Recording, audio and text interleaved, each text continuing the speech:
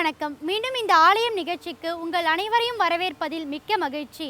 ஆலயங்கள் அருட்கூடங்கள், தமிழர் கட்டிடக்கலையின் சிகரங்கள், அருள் நிறைந்த ஆலயங்களை கண்ணால் காண்பதே பேரின்பம் அடியவர்க்கு. இந்த நல்ல சிந்தனையோடு இன்றைய ஆலயம் நிகழ்ச்சிக்கு செல்வோம்.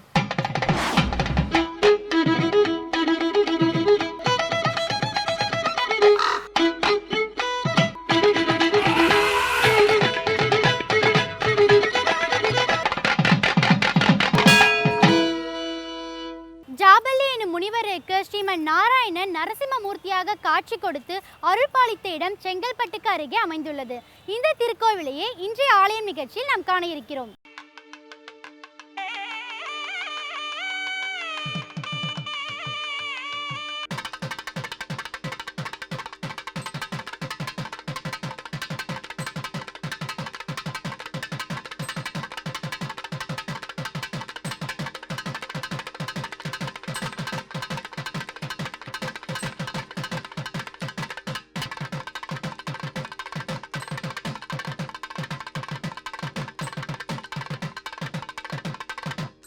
வைணவ திருத்தலங்களில் மிக முக்கியமானதும் வரலாற்று சிறப்பும் சமய சிறப்பும் கொண்ட திருத்தலம் பாடலாத்திரி திருக்கோயிலாகும். இந்த புனித தலம் தமிழ்நாட்டில் சென்னை மாநகரத்திற்கு தெற்கே தேசிய நெடுஞ்சாலையில் 48வது கிலோமீட்டர் தூரத்தில் காஞ்சிபுரம் மாவட்ட எல்லைக்குட்பட்ட சிங்கப்பெருமாள் கோயிலில் அமைந்துள்ளது. புராதன நூலாக கருதப்படும் பிரம்மாண்ட புராணத்தில் இத்திருக்கோயில் பற்றிய செய்திகள் வரலாறு மிக விரிவாக கூறப்பட்டுள்ளது.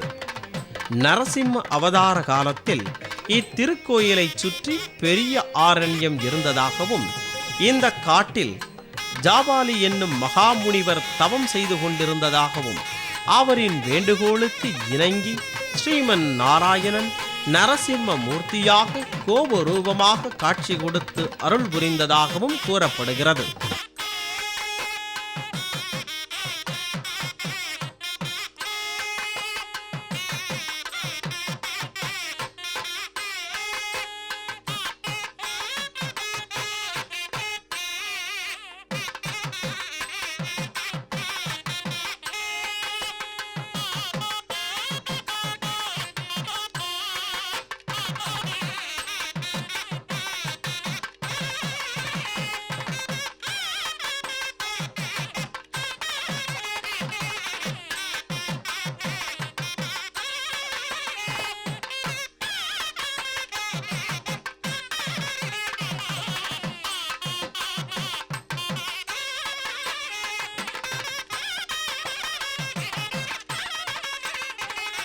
கோவிலின் வடிவமைப்பை வைத்து பார்க்கும்போது பல்லவர் காலத்தில் கட்டிய குடவரை கோவிலாகவே தோன்றுகிறது. இது ஒருபுறம் இருக்க, இத்திருக்கோயிலில் உள்ள கல்வெட்டுக்களை நோக்கும் காலத்தில் இத்தலம் 1200 ஆண்டுகளுக்கு முற்பட்டதாக அறிய முடிகிறது. பாடலாத்திரி என்றால் சிகப்பான குன்று என்று பொருள்படும். இங்குள்ள மூலவர் குகையின் உள்ளே பர்வதமே திருமேனியாக உள்ளார். ஆகையால் சுவாமியை வலம் வர வேண்டுமானால் சிறிய குன்றினையும் சேர்த்துத்தான் வலம் வர வேண்டும். எனவே இந்த கிரிவலம் மிகச் சிறப்பு வாய்ந்ததாக வைணவர்களால் கருதப்படுகிறது.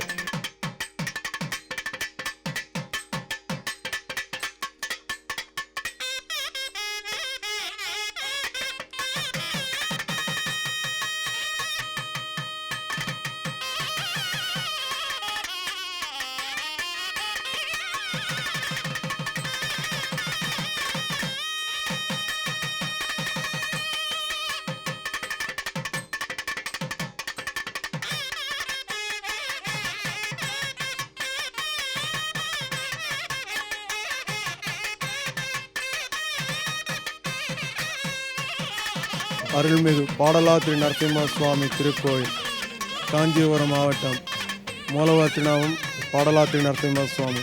உற்சவர் பிரகலாதவர்தன். தாயார் அகோபிலவல்லி தாயார். விமானம் பிரணவ கோடி விமானம். பல்லவர் கால குடைவரை கோயில் இவ்வளோ ஆட்கள் சுமார் 2000 வருஷத்துக்கு முன்னாடி கோயில். அதுக்குள்ள கல்வெட்டுக்கள்லாம் இருக்குது. பாடல்லாம் சிவந்த அத்திரினாமலை, சிவந்த மலைக்குள்ளக்கணும் பாடலாத்திரி கேட்டார்.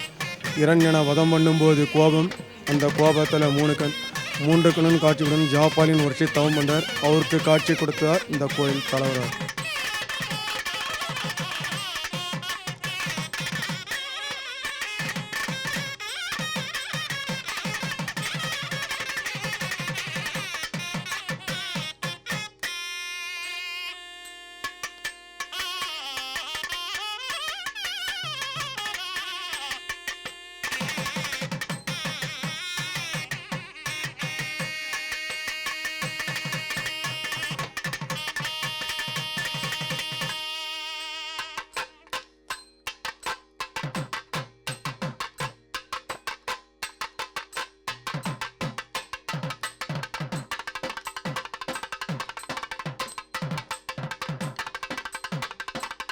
சுமார் 6 அடி உயரத்தில் கோபமூர்த்தியாக காட்சியளிக்கும் இந்த நரசிம்மரின் உடம்பே மலையாக திகழ்கிறது.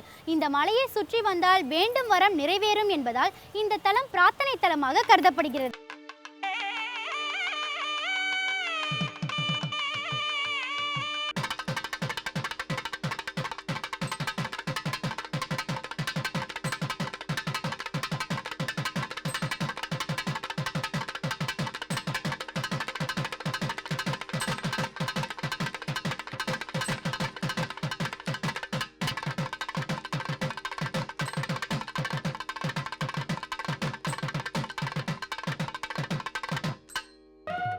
இத்திருக்கோயிலில் எழுந்தருளியிருக்கும் பெருமாள் பாடலாத்திரி நரசிம்ம சுவாமி என்று அழைக்கப்படுகிறார்.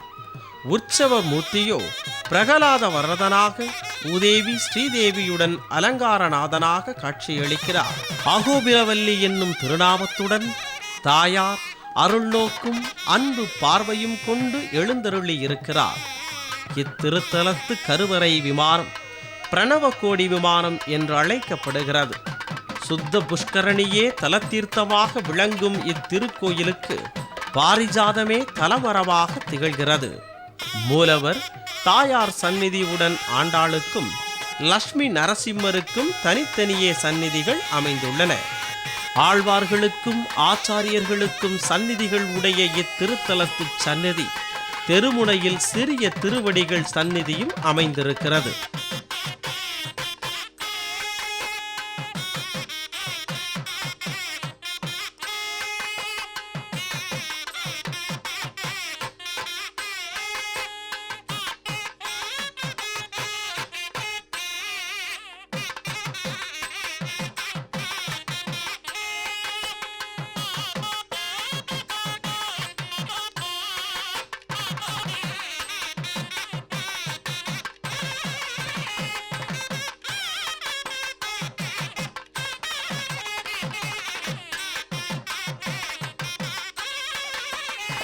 இந்த கோயில் ஒரு பிரார்த்தனை ஸ்தலம், அபிமான ஸ்தலம்.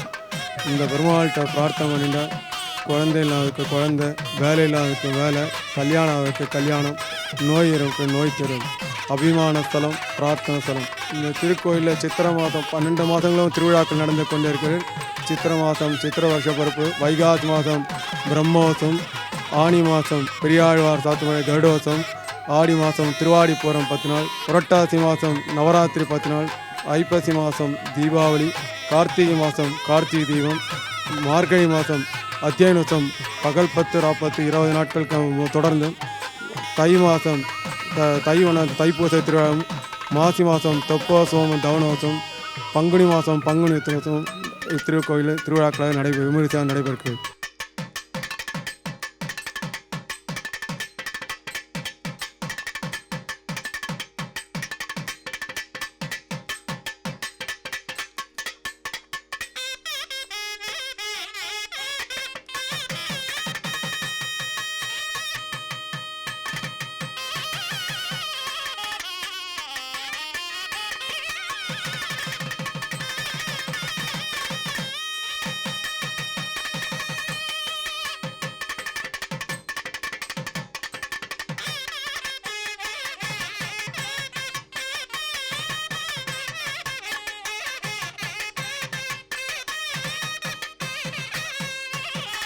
அஞ்ஞானம் அஞ்ச அஞ்ச ஓரொளியாய் அவனன் பொங்க ஆகம் வல்கிறால் போலந்த பொடிதனிடம் பைஞனானை கொம்பு கொண்டு பத்திமையால் அடிகீழ் செங்கனானி இட்டிரைஞ்சும் சிங்கவேள் குன்றமே என்று திருமங்கையாழ்வாரின் பெரிய திருவாய்மொழி பாடி பக்தர்கள் இத்தலப் பெருமாளை வணங்கிச் செல்கிறார்கள்.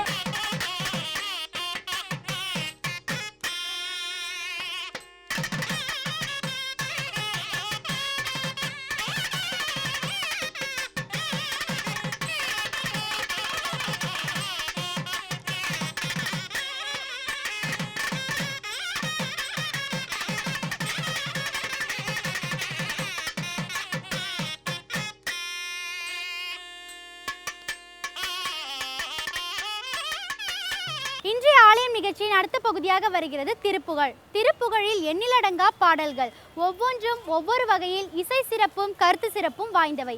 இனி இன்றைய பகுதியில் என்ன பாடல், என்ன விளக்கம் என்று பார்ப்போம். எல்லோரும் இன்புற்றிருக்க நினைப்பதுவே அல்லாமல் வேறொன்று அறியேன் பராபரமே.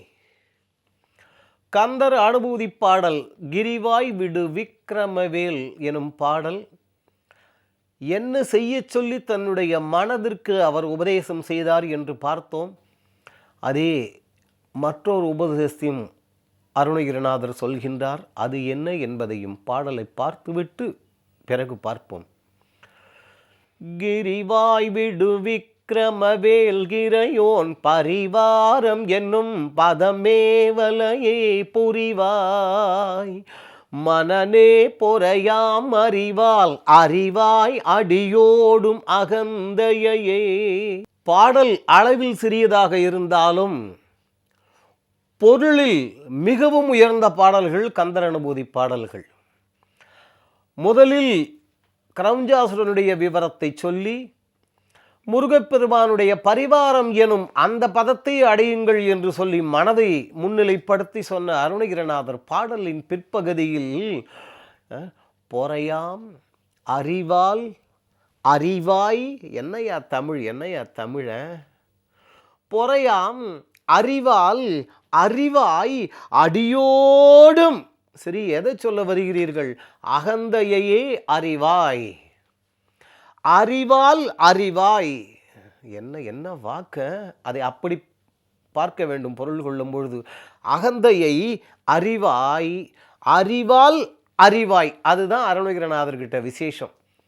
காரணம், நாம் எவ்வளவு நல்லவர்களாக முயற்சி செய்தாலும் சரி, என்னதான் காக்க பொருளா அடக்கத்தை ஆக்கம் அதனினுங்கு இல்லை உயிர்க்கு என்று வள்ளுவருடைய திருக்குறளை படித்திருந்தாலும் சரி, ஆனால் ஒவ்வொருவருடைய மனதிலும் மிகவும் அழுத்தமாக ஆழமாக, அதாவது இன்னும் சொல்லப்போனால் நமக்கே தெரிகின்றதோ இல்லையோ அந்த அளவுக்கு அந்த அகந்தை என்பது இருக்கும். ஒரு உதாரணம், எங்கள் பகுதியில் அடியன் வடசென்னையில் இந்த பகுதியில் மிகவும் அடக்கமானவர்கள் யார், அகங்காரம் இல்லாதவர்கள் யார் என்று கேட்டால் எல்லோரும் என்னைத்தான் சொல்லுவார்கள்.